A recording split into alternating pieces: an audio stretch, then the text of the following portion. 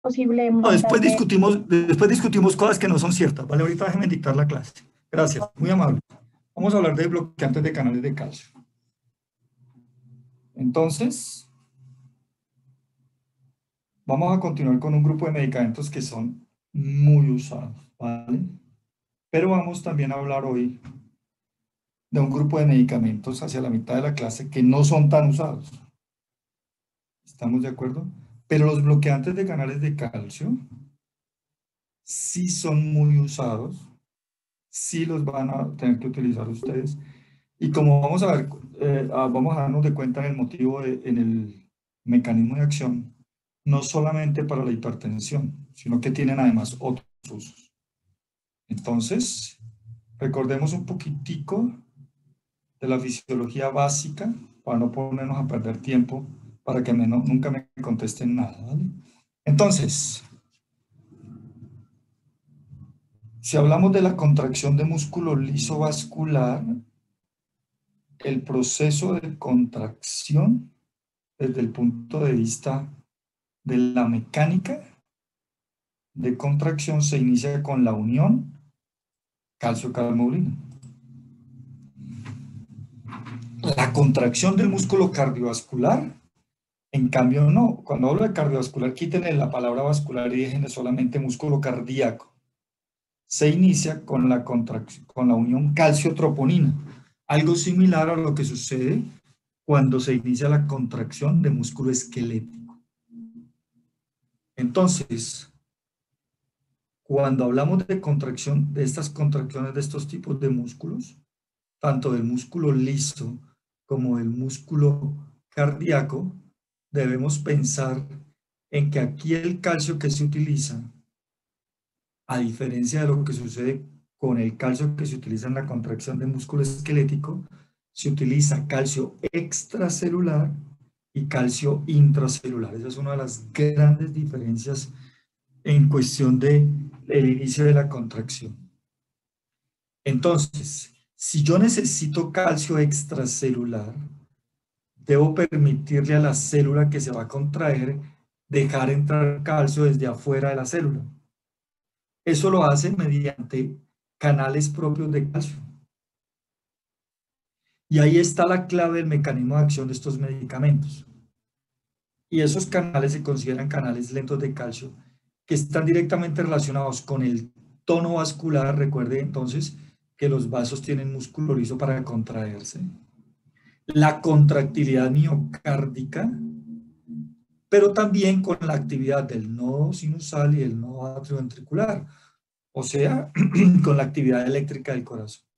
Cuando yo bloqueo canales de calcio, entonces, logro varias cosas. Uno, disminuir ese tono vascular, entonces disminuyo la resistencia periférica. Además, puedo lograr dilatación coronaria, ¿cierto? Y no produzco efecto venoso, por lo tanto no afecto la precarga, cosa importante también para tener en cuenta. Si vemos esta imagen un poco compleja, ¿cierto? Aquí lo que estamos viendo es las células de músculo liso vascular y observen aquí calcio entrando desde afuera, ¿sí lo ven? Para que este calcio pueda ingresar a la célula y mover calcio del retículo endoplásmico, que es el calcio normal que tenemos nosotros en todas las células. Entonces, ¿qué sucede? Este calcio ingresa, moviliza calcio desde el retículo endoplásmico, actuando sobre canales también que existen acá, y este calcio del retículo sarcoplásmico se va a unir con toda la parte, miren aquí, con la parte de la sinasa de la miosina, para producir ¿qué? Para producir la contracción como tal. Esto si pensamos en la contracción de músculo liso. Entonces recuerden, calcio desde afuera, calcio adentro, y necesitamos lógicamente canales que me permitan esa entrada de ese calcio. Si estamos hablando de la relajación de músculo liso, entonces debemos pensar en salida de potasio. Es muy interesante este gráfico, ¿cierto? Que está en el libro del doctor Velázquez, vuelvo a insistir, en el último libro del 2019, ¿cierto? Porque nos grafica efectivamente Estos antagonistas de canales de calcio que vamos a ver ahorita, obsérvenlos acá. Entonces lo que no va a permitir es este ingreso de calcio. Y en algunos medicamentos, por el contrario, lo que va a abrir canales de potasio, por ejemplo, y entonces va a aumentar la relajación de músculo liso. Hay otros efectos sobre receptores agonistas alfa-adrenérgicos o sobre nitratos que los vamos a ver después, ¿cierto? Cuando hablemos de antianginosos o inhibidores de prostaglandinas o estimuladores, ¿cierto? De GC, de guanil ciclasa. ¿Cómo podemos clasificar de manera general los bloqueantes de canales de calcio? En dos grupos generales, el verapamilo y el diltiazem, y el grupo de las dihidropirimidinas, en las cuales los más representativos de este grupo son el amlodipino, ¿cierto? Y el nifedipino, pero de este mismo grupo son el barnidipino, felodipino, isradipino, lacidipino, nicardipino, nisoldipino, nitrendipino, nivaldipino. En algunos textos lo van a encontrar con A, la misma vaina. Lo pueden encontrar como amlodipina o amlodipino, es la misma vaina. Bien, el mecanismo de acción es similar, sin embargo, no atacan el mismo punto. Ahorita veremos un gráfico donde veremos que no atacan el mismo punto del canal de calcio. El diltiazem y el verapamilo, entonces, tienen un efecto que se llama una acción cardiopresora, que también la vamos a ver ahorita en un gráfico, ¿cierto? Por lo tanto, le permite esa acción disminuir la contractilidad, la frecuencia cardíaca y sobre todo la conducción atrioventricular. Por lo tanto, con estas acciones y bloqueando esos canales de calcio, también su acción sobre vasos sanguíneos, se considera que este tipo de medicamentos son antianginosos, antiarrítmicos y antihipertensivos.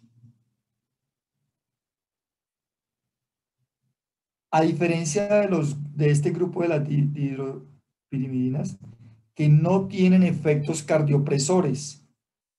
Al no tener efectos cardiopresores, entonces el efecto antiarrítmico no está. Ahorita lo veremos otra vez en otro gráfico para reforzar ese concepto. Entonces, cuando utilizamos amlodipino o cualquiera de este grupo, lo podemos utilizar como antihipertensivos, también como antianginosos, pero no como antiarrítmicos. Ya tendremos una clase para hablar de antianginosos y una clase para hablar de antiarrítmicos para reforzar el concepto, ¿vale? Veamos aquí, este es el canal de calcio aumentado y con todas sus partes, ¿cierto?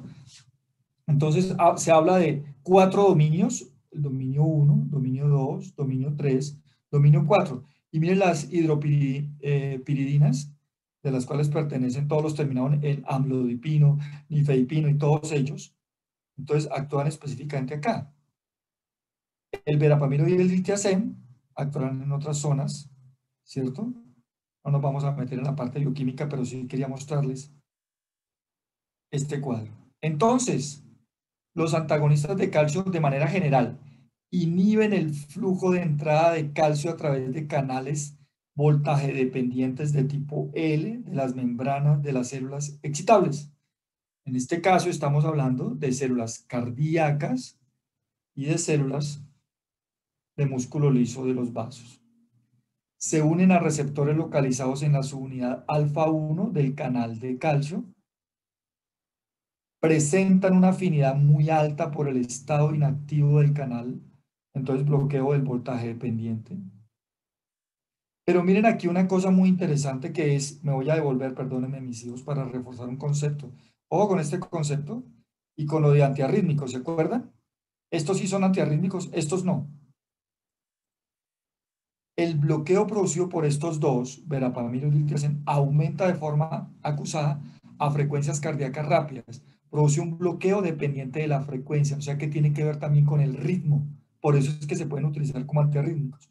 Si lo vemos en este gráfico, lo comprobaremos mejor. Miren, las hidropiridinas, que lógicamente su medicamento estrella es el nifedipino, pueden producir vasodilatación coronaria, vasodilatación periférica, ¿cierto? Por lo tanto, ya sabemos que lo podemos utilizar como antianginosos, pero también como antihipertensivos. Sí, eso mismo también lo puede ocasionar el verapamilo y el diltiazem, pero con una cosa que es lo que hemos reforzado y me estoy repitiendo para que quede claro. También influyen estos en la depresión de la actividad del nodo sinusal y del atrio ventricular. O sea que también intervienen en la parte eléctrica, o sea, en la parte del ritmo del corazón. Por eso nuevamente lo repito, estos se utilizan como antianginosos y antihipertensivos. Estos se utilizan también como antianginosos, como antihipertensivos, pero además se pueden utilizar como antiarrítmicos, como ya veremos en la clase de antiarrítmicos, si son de primera elección o no. Eso es lo que dice acá, los lugares de acción preferentes de las distintas clases de antagonistas de calcio y específicamente lo que hace el diltiazem y el verapamilo sobre el nódulo atrioventricular y nodo sinoauricular, que no lo hacen las dihidropiridinas. Entonces, como antihipertensivos, todos los bloqueantes, estos que acabamos de ver, bloqueantes de canales de calcio, son vasodilatadores arteriolares, y es importante subrayar siempre, y durante la clase lo vamos a hacer, no es lo mismo ser vasodilatador arteriolar que ser vasodilatador venoso, y no es lo mismo ser de ambos, porque afectan en eso que vimos en cardiovascular, en fisiología cardiovascular. Una cosa es la precarga y otra cosa es la poscarga. Entonces, estos son vasodilatadores arteriales que disminuyen las resistencias vasculares periféricas y la presión arterial por este lado. Además, revierten la hipertrofia cardíaca y vascular. Como antianginosos, reducen las resistencias vasculares periféricas y las demandas miocárdicas de oxígeno y suprimen los vasospasmos coronarios, porque al fin y al cabo, cuando uno está pensando en una angina, está pensando eso en los vasos coronarios. Vuelvo a insistir, no se preocupen, que cuando veamos antianginosos, ya me voy a referir un poquitico más a esta parte, ¿vale? Y como antiarrítmicos, recuerde que esto solamente el verapamilo y el diltiazem son los que podemos utilizar como antiarrítmicos. Entonces, en taquiarritmias supraventriculares, deprimen la frecuencia del nodo sinusal y prolongan el periodo refractario del nodo atrioventricular. En otras palabras, lo que hacen es que le dicen, tranquilo corazón, mande su estímulo eléctrico por todo el corazón. Recuerden que tenemos el marcapaso natural que es el nodo sinusal y lo deprimen. Cuando decimos que lo deprimen es que lo calman, no es que lo vayan a parar porque entonces el corazón queda parado para volver a regresar al ritmo normal. Pero fíjese que también tienen algunas acciones renales, una acción natriurética. Y cuando pensamos en una acción natriurética, pensamos en una acción en la cual ayuda a perder sodio y el sodio arrastra agua. Si perdemos sodio de agua, bajamos volumen sanguíneo, al bajar volumen sanguíneo bajamos retorno venoso, volumen telediastólico, volumen sistólico, gasto cardíaco, presión arterial. Revierten y previenen la insuficiencia renal aguda inducida por medios de contraste, ciclosporina A, aminoglicosios o quimioterapéuticos, que son medicamentos que ha demostrado que de alguna u otra manera podrían llegar a dañar el riñón. Y un mínimo efecto antiagregante plaquetario, no los mandamos como antiagregantes plaquetarios, solamente a ellos. Farmacocinética de manera general de todos, tienen buena absorción oral, que no interfiere con alimentos, metabolismo hepático, eliminación por orina y bilis, o sea, mixta. Doctor, Fuerzas, cefalea, mareo, astenia, rubor, edema de miembros inferiores. Se ha demostrado que todos pueden llegar a producir edema de miembros inferiores. Con el verapamilo hay que tener mucho cuidado cuando lo envíen, por favor, con los problemas del tracto gastrointestinal, sobre todo el estreñimiento. Con los otros no, ¿saben? Con nosotros no se ha demostrado tanto el estreñimiento. Pueden producir sedación y relajación del esfínter esofágico inferior, lo que puede ocasionar en el paciente reflujo gastroesofágico. ¿Sí? No lo olviden también. Bien, pero estos son manejables, pero una de las cosas que sí se ha demostrado que pueden producir estos medicamentos es depresión miocárdica. Hablamos ahorita específicamente del nodo sinusal y el nodo atrioventricular y la comunicación. Pues pueden llegar a producir depresión miocárdica, pues lógicamente más verapamilo y diltiazem. Entonces, precauciones y contraindicaciones. ¿Podemos mandar tranquilamente esto? No. En precauciones y contraindicaciones de corta duración, incrementan riesgo de infarto agudo del miocardio por sobreestimulación simpática. Por lo tanto, hay que tener mucho cuidado si lo vamos a dar en pacientes crónicos. Si tenemos otras opciones es mejor darlas, pero se puede dar en pacientes crónicos. O sea, sobre todo nifedipino, más que nifedipino, ahorita se está utilizando más amlodipino, se puede utilizar. Con verapamil y diltiazem hay que tener mucho cuidado. Tienen que ser muy precisos y muy bien indicados para poderlos dar. Si lo damos intravenoso, recuerden esto, por lo tanto, si necesitamos dar un bloqueante de canal de calcio intravenoso, lo debemos hacer bajo estricta vigilancia. ¿Y qué quiere decir bajo estricta vigilancia? Entonces, que no lo podemos hacer, por ejemplo, estamos en un pueblo chiquito donde no hay sino un primer nivel, no tenemos ni laboratorio clínico, no nos vamos a poner a colocarle bloqueantes de canales de calcio intravenosos porque no tenemos cómo vigilarlo, no tenemos un monitor cardíaco. Eso lo hará en servicios de urgencias o en unidades coronarias o en unidades de cuidado intensivo donde pueden tener esta vigilancia estricta. En ancianos o pacientes que tengan reserva cardíaca disminuida, hay que tener mucho cuidado con verapamilo y diltiazem porque pueden precipitar un bloqueo o una falla cardíaca.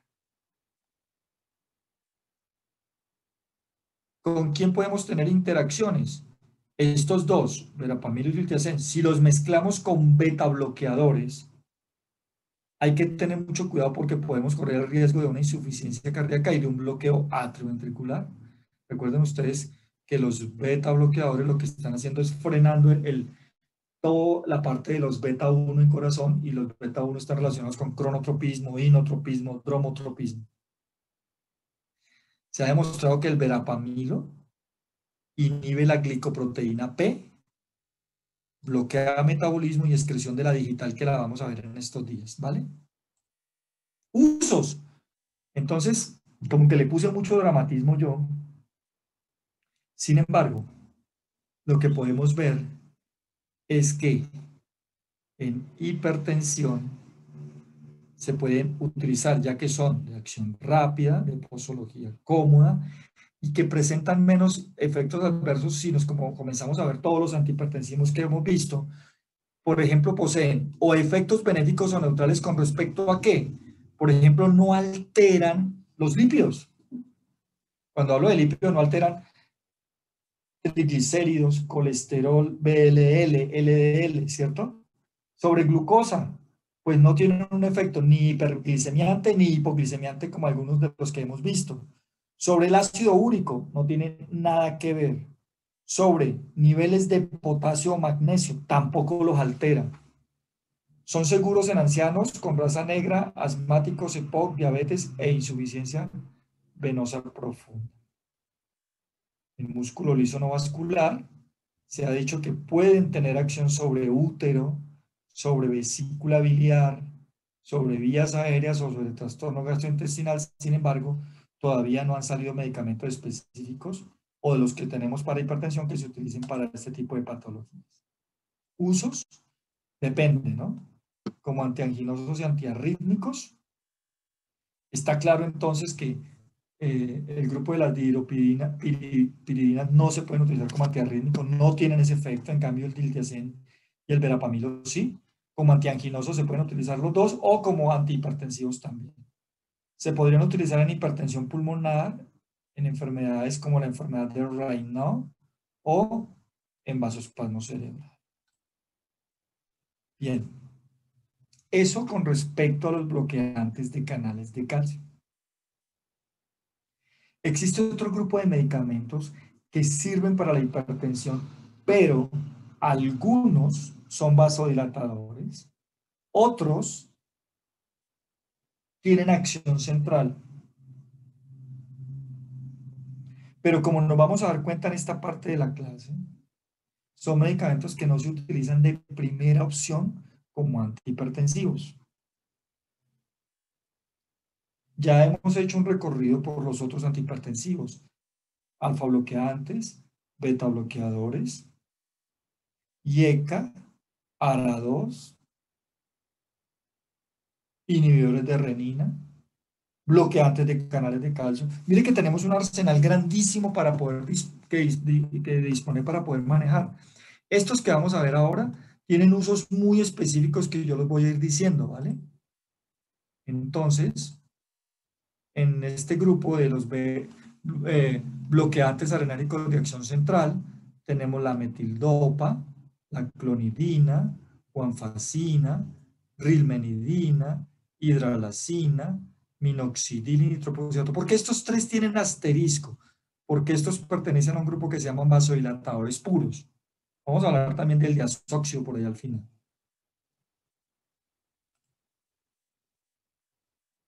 Entonces, la metildopa está relacionada con la dopa y ustedes recordarán el metabolismo de las catecolaminas.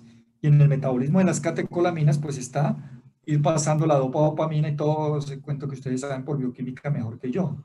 El alfa-metildopa se convierte en alfa-metildopamina y en alfa-metilnorepinefrina.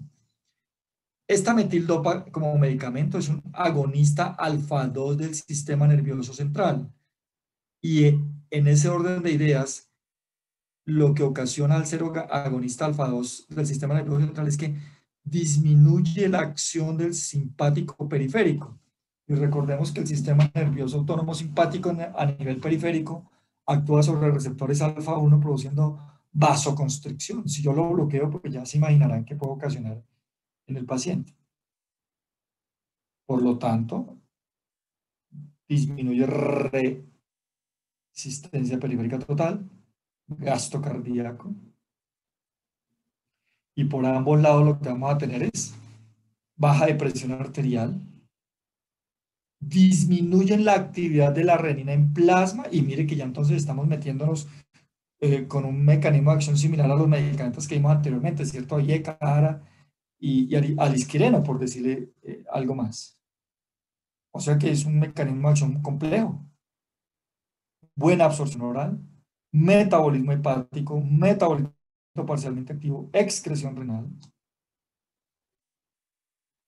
Reacciones adversas cardiovasculares, hipotensión ortostática severa, depresión cardíaca, expansión y edemas sanguíneos por retención de agua y sodio, ojo con eso. A nivel del sistema nervioso central producen sedación, depresión, sensación de vértigo, cefalea, alteración de la memoria, confusión, pérdida de concentración, parkinsonismo, a nivel hemático, hemólisis, discrasias sanguíneas. Entonces, como nos damos cuenta, son medicamentos con un mecanismo de acción muy efectivo, sin embargo, tiene una gran cantidad de reacciones adversas. A nivel hepático, colestasis, hepatitis crónica o cirrosis, y otros más como trastornos gastrointestinales, hiperprolactinemia y hasta disfunción sexual. Usos, entonces, la pregunta es, ¿y entonces para qué vamos a dejar la alfametildopa? En pacientes de difícil manejo. ¿Qué quiere decir un paciente de difícil manejo? En el cual, ¿se acuerda todo lo que hemos visto para manejar la hipertensión? Pues que ya hemos ido haciendo el recorrido por esos medicamentos y no ha funcionado. Pero lo más importante es esto.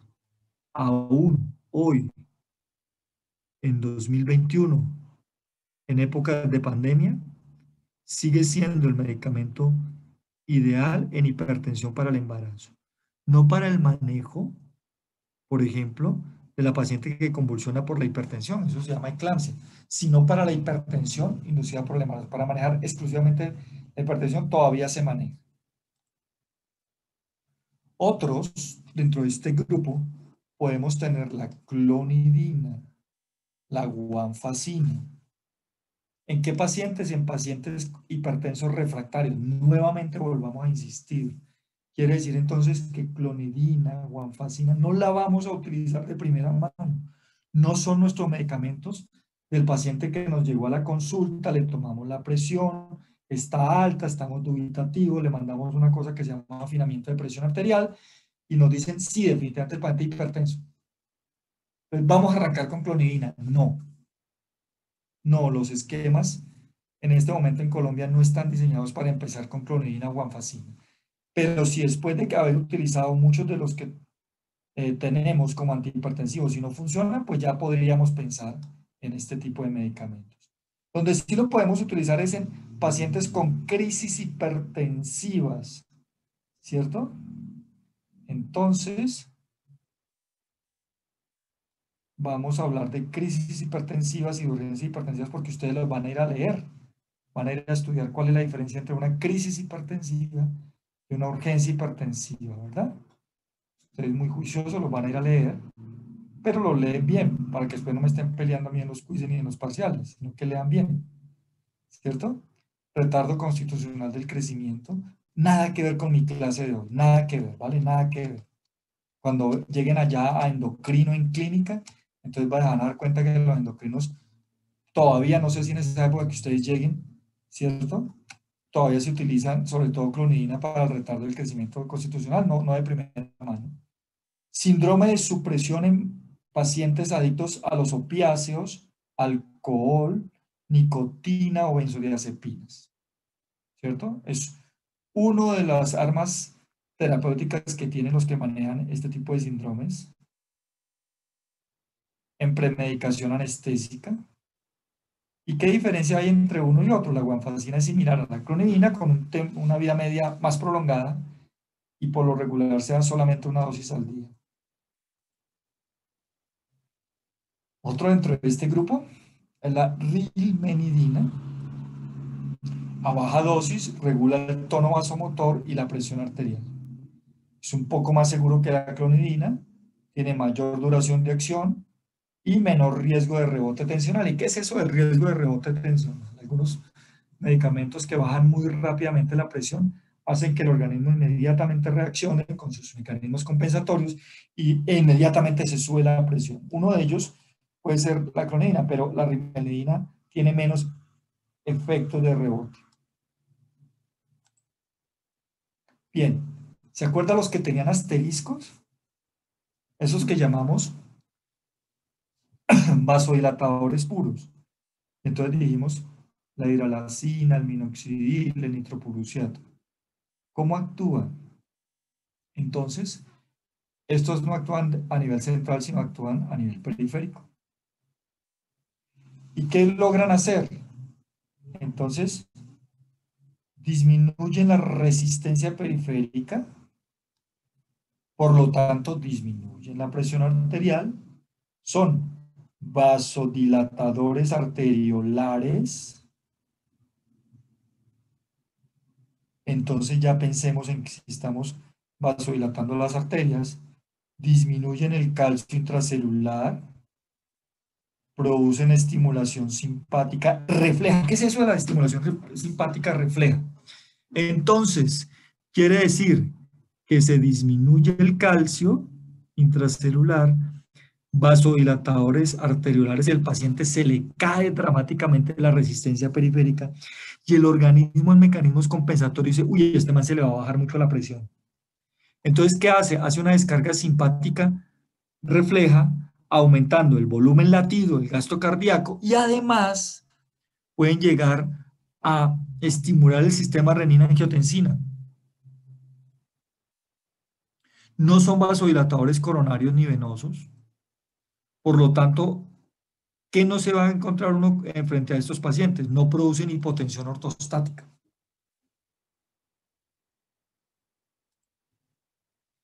Tienen buena absorción oral, excreción renal, vida media, más o menos 4 horas.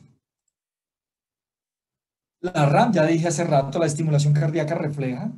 Esto puede llevar a dolor de cabeza en el paciente, a rubor, vómito, parestesias, neuropatía periférica que no está relacionada directamente con la estimulación, esta estimulación. Y una cosa que puede producir es el hirsutismo, o sea, el aumento del vello corporal. Una cosa rarísima que describen los libros, ¿cierto?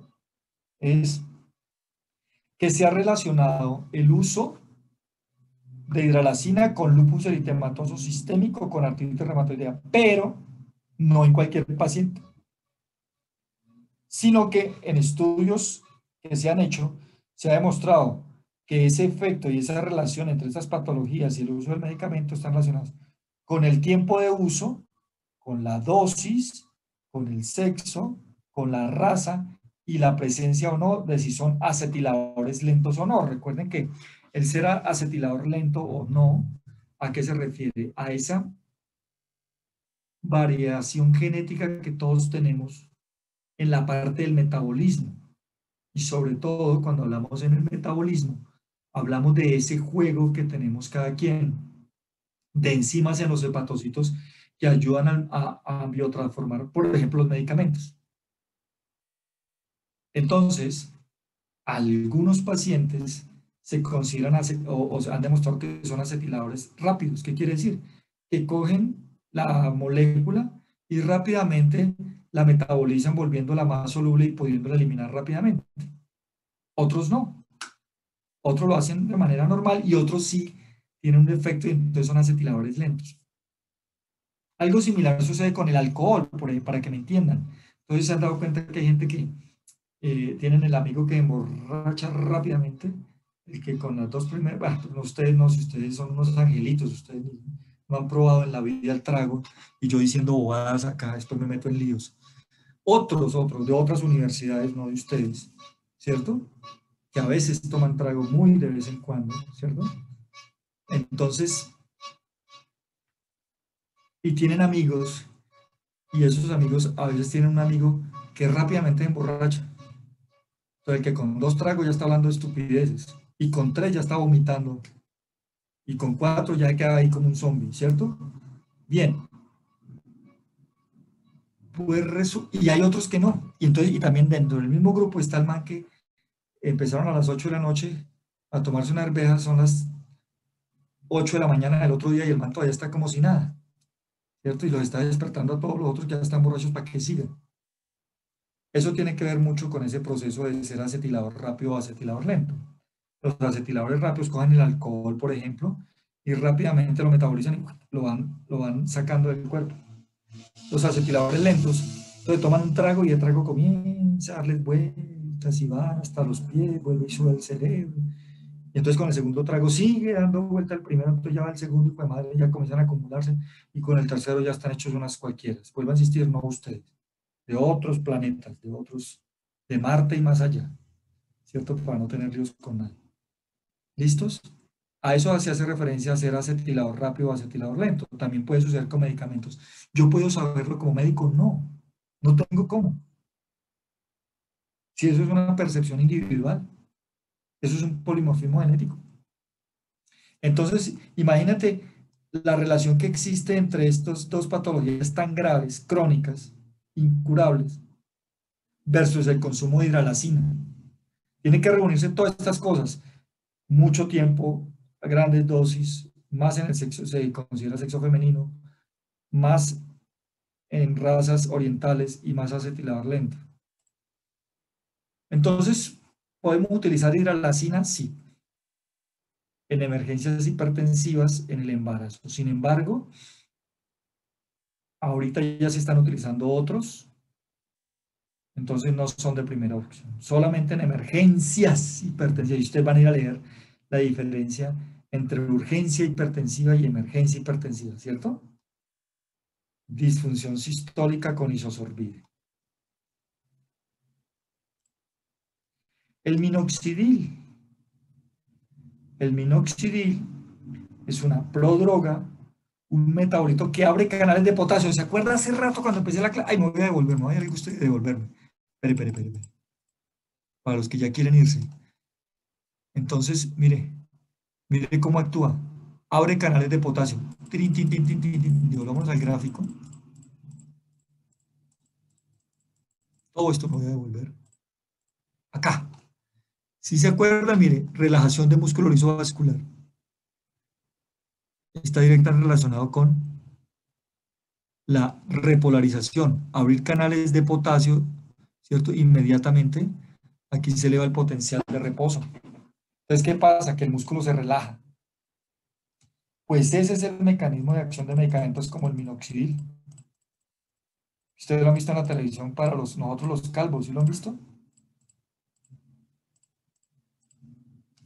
Entonces una prodroga, un metabolito que abre canales de potasio produciendo hiperpolarización y por lo tanto relajación del músculo liso, en este caso de músculo liso arteriolar, buena absorción oral, amplia distribución por el tejido arterial, metabolismo hepático, excreción urinaria. RAM, estimulación cardíaca refleja ahí el sistema renina-angiotensina-aldosterona, lo mismo que sucedía con la hidralacina.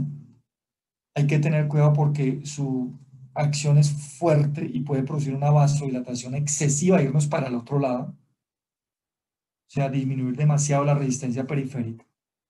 Y produce una cosa que se llama hipertriclosis, dice ahí, no, hipertricosis, quítenle la L. La hipertricosis es lo mismo que pues, está relacionada con el hirsutismo, o sea, sobre todo aumentar el cabello, ¿cierto? Entonces, y el vello en otras partes, pero sobre todo en este más con el cabello. Por eso ustedes ven spray, champús de minoxidil, ¿cierto? Tienen que ser lógicamente tópicos, porque si son orales, pues pueden producir alteraciones de este tipo. Entonces se aplican, por ahí hay una propaganda en la televisión. Usos en hipertensión severa en pacientes con insuficiencia renal. Fíjate que hay que reunir muchas condiciones, que sea hipertenso, que sea severa y que sea con insuficiencia renal. Uno podría pensar en utilizarlo. Estos medicamentos de estos que estamos viendo ahorita, mis hijos, vuelvo a insistir, espere que lleguen a clínicas y van a ver que de vez en cuando los van a ver utilizar, ¿verdad? Y mire, para la alopecia también se pueden utilizar. El siguiente medicamento es el nitroprusiato de sodio, nitrovasodilatador que libera óxido nítrico en el músculo liso vascular. Libera óxido nítrico en el músculo liso vascular. Es un nitrovasodilatador. Pero ojo con esto, si se dan cuenta los dos anteriores, la hidralacina y el minoxidil, que eran vasodilatadores arteriolares, este es un vasodilatador arteriolar y venoso. Aquí ya la cosa es mucho más potente, ¿sí o no? Por lo tanto, mejora volumen latido, gasto cardíaco en pacientes que tengan infarto agudo del miocardio e insuficiencia cardíaca refractaria. ¿Por qué? Porque al yo afectar la parte venosa y la parte arteriolar, estoy influyendo sobre la precarga, disminuyendo poscarga y además produciendo vasodilatación coronaria. Fíjense que es un medicamento mucho más complejo.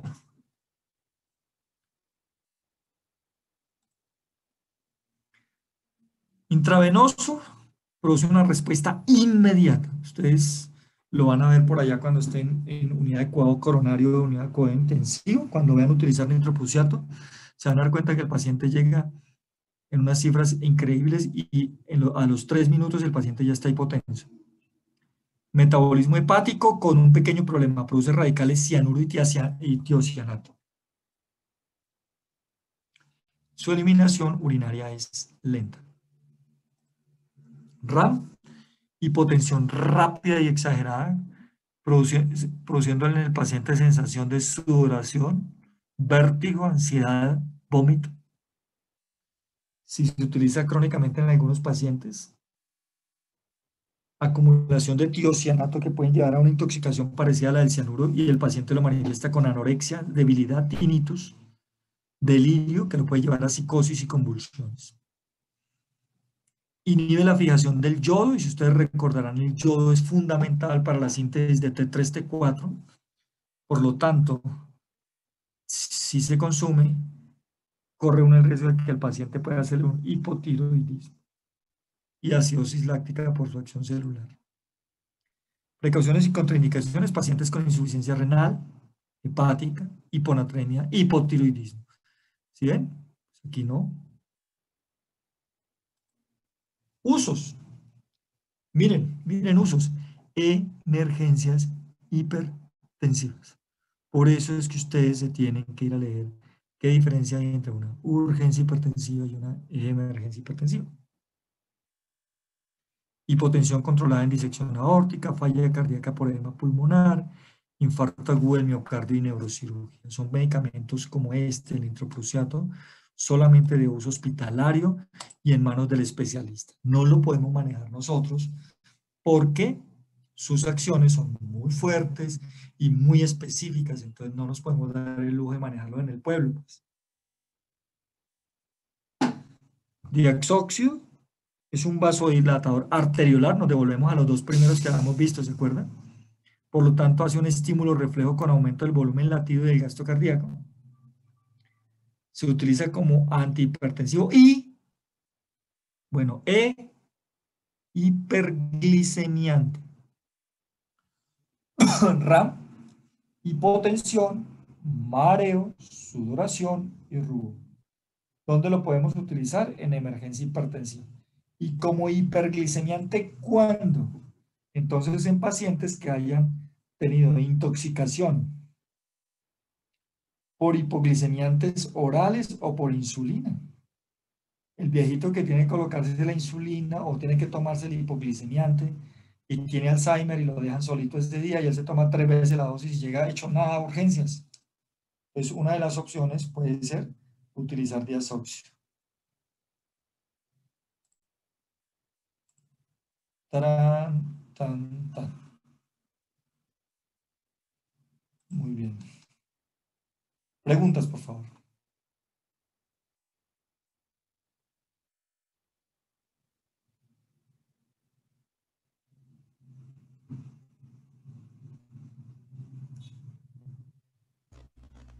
Hola, doctor. Dime. Con respecto a lo del calcio, para jugar con las Sí. concentraciones, ¿no afectaría a lo que es a las células parafoliculares o a la paratormona? No, no, fíjate que no, sí, y la pregunta es buena, pensando uno en el metabolismo del calcio. No porque se utilizan dosis, que se utilizan dosis de manera tal que no llegan a afectar, no alcanzan a afectar la secreción de hormona paratiroidea para el metabolismo del calcio. No, señor.